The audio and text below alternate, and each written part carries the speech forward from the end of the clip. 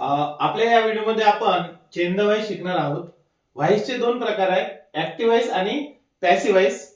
तर आता आपल्याला चेंज द व्हॉइस करताना म्हणजेच ऍक्टिव्ह व्हॉइसचा पॅसिव्ह व्हॉइस आणि पॅसिव्ह व्हॉइसचा ऍक्टिव्ह व्हॉइस करताना सर्वप्रथम दिलेले वाक्य हे ऍक्टिव्ह व्हॉइस मध्ये आहे की पॅसिव्ह व्हॉइस मध्ये आहे ते बघावं लागेल. आता ते कसं ओळखायचं बघूया.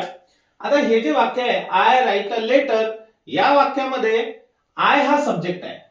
बघा, आय राईट अ लेटर या वाक्यामध्ये आय हा सब्जेक्ट आहे आणि वाक्यामध्ये जी क्रिया होत आहे आय राईट अ लेटर या वाक्यामध्ये जी क्रिया होत आहे ती क्रिया सुद्धा आयच करत आहे, म्हणजे आय हा डुअर आहे.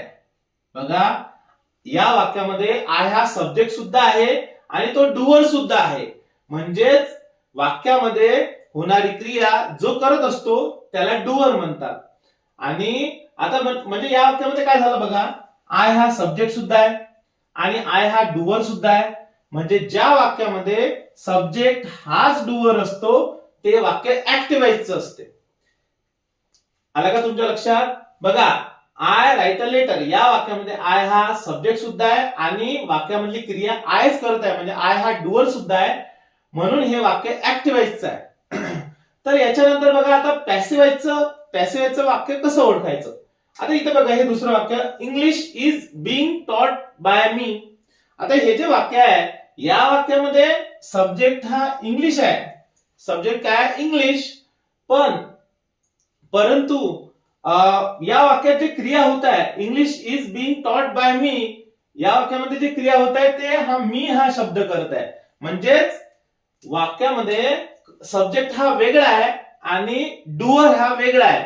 म्हणजे बघा, ज्या वाक्यामध्ये सब्जेक्ट हा वेगळा असतो, डुअर हा वेगळा असतो, ते वाक्य हे पॅसिव्ह व्हॉइसचं वाक्य असते. तर म्हणजे सर्वप्रथम आपल्याला दिलेले वाक्य हे ऍक्टिव्ह व्हॉइस मध्ये आहे की पॅसिव्ह व्हॉइस मध्ये आहे ते बघावं लागेल.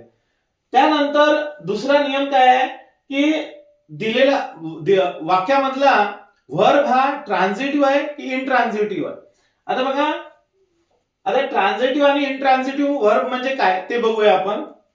आता हे वाक्य जे आहे आय राईट अ लेटर या वाक्यामध्ये हा जो व्हर्ब आहे राईट याचा स्वतःचा ऑब्जेक्ट आहे. बघा, आय राईट अ लेटर या वाक्यामध्ये राईट हा जो व्हर्ब आहे याचा स्वतःचा ऑब्जेक्ट आहे, परंतु इथे बघा आय वेंट टू आग्रा हा जो ऑब्जेक्ट आहे हा प्रिपोजिशनचा ऑब्जेक्ट आहे. बघा, टू हा प्रिपोजिशन आहे आणि याचा हा ऑब्जेक्ट आहे, म्हणजेच ज्या व्हर्बचा स्वतःचा ऑब्जेक्ट असतो तो व्हर्ब ट्रान्झिटिव्ह असतो आणि ज्या व्हर्बचा स्वतःचा ऑब्जेक्ट नसतो तो इंट्रान्झिटिव्ह व्हर्ब असतो. आणि आपल्याला ऍक्टिव्ह व्हॉइसचा पॅसिव्ह व्हॉइस करताना, पॅसिव्ह व्हॉइसचा ऍक्टिव्ह व्हॉइस करताना ट्रान्झिटिव्ह व्हर्ब असणे अत्यंत महत्वाचे आहे. म्हणजे आपण ट्रान्झिटिव्ह ज्या वाक्यामध्ये व्हर्ब हा ट्रान्झिटिव्ह असतो त्याच वाक्याचा आपण ऍक्टिव्ह व्हॉइसचा पॅसिव्ह व्हॉइस करू शकतो. तर यानंतर आपल्याला सब्जेक्ट मध्ये काही चेंज करायचे. बघा,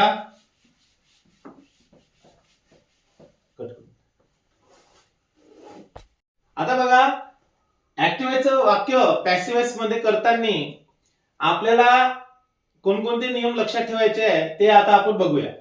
आता आपल्याला माहित आहे ज्या वाक्यामध्ये सब्जेक्ट आणि डुअर दोन्ही एकच असते ते वाक्य हे ऍक्टिव्ह व्हॉइसचं असते. आता या वाक्यामध्ये ऍक्टिव्ह व्हॉइसच्या वाक्यातील जो ऑब्जेक्ट आहे त्याला आपण पॅसिव्ह व्हॉइस मध्ये सब्जेक्ट करून टाकत असतो. बघा, ऍक्टिव्ह व्हॉइसच्या वाक्यातील जो ऑब्जेक्ट आहे तो पॅसिव्ह व्हॉइस मध्ये सब्जेक्ट होऊन जातो आणि ऍक्टिव्ह व्हॉइसच्या वाक्यातील जो सब्जेक्ट आहे तो इथे ऑब्जेक्ट होऊन जातो. बघा, हा पहिला नियम आहे. जो इथे ऑब्जेक्ट आहे तो इथे सब्जेक्ट बनला आणि जो इथे सब्जेक्ट आहे तो पॅसिव्ह व्हॉइस मध्ये ऑब्जेक्ट बनला. आता या वाक्यातील जो सब्जेक्ट होता ज्याला आपण ऑब्जेक्ट बनवलं त्याच्या अगोदर बाय लावायचा आणि वाक्याचा जो आता सब्जेक्ट आहे या सब्जेक्ट नुसार आपण हेल्पिंग वर्ब घेऊया. जसं बघा, अ क्लास इज, कारण दिलेले वाक्य हे सिंपल प्रेझेंट टेन्स मध्ये होतं. त्याच्यानंतर व्हर्बचा थर्ड फॉर्म, म्हणजे आता लक्षात ठेवायचं आपल्याला की ऍक्टिव्ह वॉइस मधून पॅसिव्ह वॉइस मध्ये रूपांतर करताना प्रत्येक वेळेला व्हर्बचा थर्ड फॉर्म येणार म्हणजे येणार. आता बघा, टेकचा थर्ड फॉर्म टेकन. बघा, म्हणजे वाक्य काय झालं आपलं, ऍक्टिव्ह वॉइसचं वाक्य होतं आय टेक अ क्लास. आता पॅसिव्ह वॉइस मध्ये काय म्हणलं, a class is taken by मी.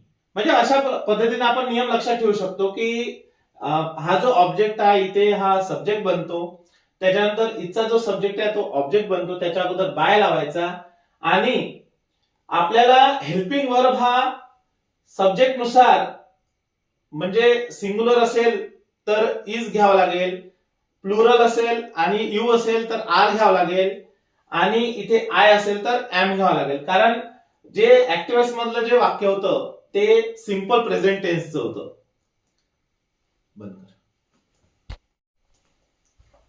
टेन्सचे 3 प्रकार आहेत, प्रेझेंट टेन्स, पास्ट टेन्स आणि फ्युचर टेन्स. तर आता प्रत्येकाचे 4 उपप्रकार आहेत, म्हणजे 12 टेन्सेस आहे, परंतु आपल्याला 12 टेन्सेसचा ऍक्टिव्ह वॉइसचा पॅसिव्ह वॉइस करावा लागत नाही. आपल्याला फक्त 8 टेन्सेसचा ऍक्टिव्ह वॉइसचा पॅसिव्ह वॉइस करावा लागतो. म्हणजे फ्युचर कंटिन्युअस टेन्स, त्यानंतर present perfect continuous tense, past perfect continuous tense आणि फ्युचर परफेक्ट कंटिन्युअस टेन्स यांचा ऍक्टिव्ह वॉइसचा पॅसिव्ह वॉइस होत नाही. आता सर्वप्रथम आपण simple present tense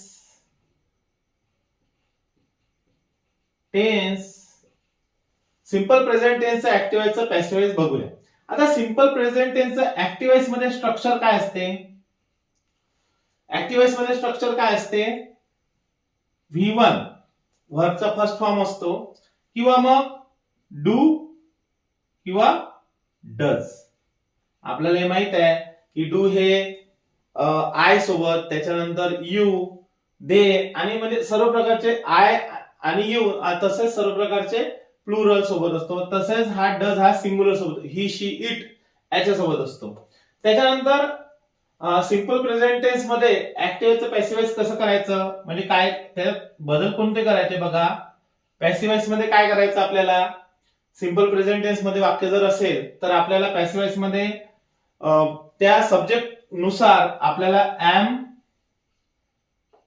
is, R यापैकी एक हेल्पिंग वर्ब लावा लागेल. आपल्याला माहित आहे आय सोबत एम लागतो, त्याच्यानंतर ही, शी, इट याच्यासोबत इज लागतो आणि यू, बघा यू सोबत आर लागतो आणि तसेच जे प्लुरल असतात त्याच्यासोबत सुद्धा आर लागत असतो आणि वर्बचा थर्ड फॉर्म. आता हे गोष्ट एक लक्षात ठेवायची की ऍक्टिव्ह वॉइसचा पॅसिव्ह वॉइस करताना कोणत्याही टेन्सेसचा म्हणा, simple present tense, simple past tense, simple future tense, सर्व प्रकारचे जेवढे 8 टेन्सेसचा टेन्सेस तसे 12 आहेत, परंतु आपण 8 टेन्सेसचा ऍक्टिव्ह वॉइसचा पॅसिव्ह वॉइस करणार आहोत कारण 4 टेन्सेसचा ऍक्टिव्ह वॉइसचा पॅसिव्ह वॉइस होत नाही. पण त्याच्यात काय आपल्याला प्रत्येक वेळेला V3 येणारच आहे, म्हणजे व्हर्बचा थर्ड फॉर्म येणारच आहे. आता लक्ष द्या, आता एखादा आपण एक्झाम्पल घेऊन बघूया. जसं आता सोपं एक्झाम्पल बघूया, आय राईट अ लेटर. आता आपण पाहिलेला आहे इथे सब्जेक्ट आणि डुअर दोन्ही एकच आहे. तर या वाक्याचा आपण ऍक्टिव्ह वॉइसचा पॅसिव्ह वॉइस कसा करायचा, आपण पाहिलेला आहे की दिलेल्या वाक्यातील जो ऑब्जेक्ट असते तो सब्जेक्ट बनून जातो पॅसिव्ह वॉइस मध्ये. बघा आता इथे ऑब्जेक्ट कोणता आहे, अ लेटर. त्याच्यानंतर या सब्जेक्ट नुसार हेल्पिंग वर्ब घ्यायचा आपल्याला. आता सिंग्युलर आहे म्हणजे इज. त्याच्यानंतर आपल्याला माहित आहे प्रत्येक वेळेला व्हर्बचा थर्ड फॉर्म येणार आहे, म्हणजे राईटचा थर्ड फॉर्म रिटर्न आणि नंतर बाय आणि शेवटी आयचा काय होईल, मी. म्हणजे वाक्य कसं झालं, ऍक्टिव्ह वॉइस मध्ये काय होतं, आय राईट अ लेटर, याचं वाक्य कसं झालं पॅसिव्ह वॉइस मध्ये, a letter is written by me. म्हणजे आपण काय केलं, हे जे दिलेलं वाक्य होतं ऍक्टिव्ह वॉइसचं आय राईट अ लेटर, हा जो याच्यातला जो ऑब्जेक्ट होता अ लेटर, आपण याचा सब्जेक्ट बनवला पॅसिव्ह वॉइस मध्ये. बघा त्याच्यानंतर अकॉर्डिंग सब्जेक्ट आपण हेल्पिंग वर्ब घेतलं, ठीक आहे. आता इथे सिंग्युलर होता म्हणून आपण इज घेतलं.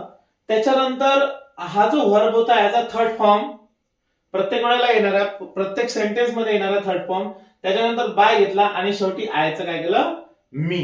म्हणजे हा इथे सब्जेक्ट होता, याचा काय बनला, ऑब्जेक्ट. म्हणजे अशा पद्धतीने आपण सिंपल प्रेझेंट टेन्सचं ऍक्टिव्ह व्हायचं पॅसिव्ह व्हाईस करू शकतो. आता याच्यानंतर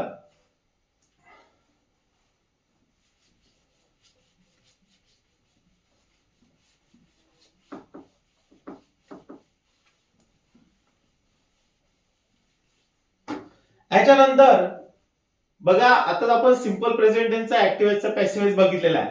म्हणजे आपण काय केलेलं आहे, आता सिंपल प्रेझेंट टेन्स, आपण सिंपल प्रेझेंट टेन्सचा स्ट्रक्चर आपल्याला माहित आहे की V1 असतो, त्याच्या म्हणजे व्हर्बचा फर्स्ट फॉर्म असतो किंवा मग डू किंवा डज असते.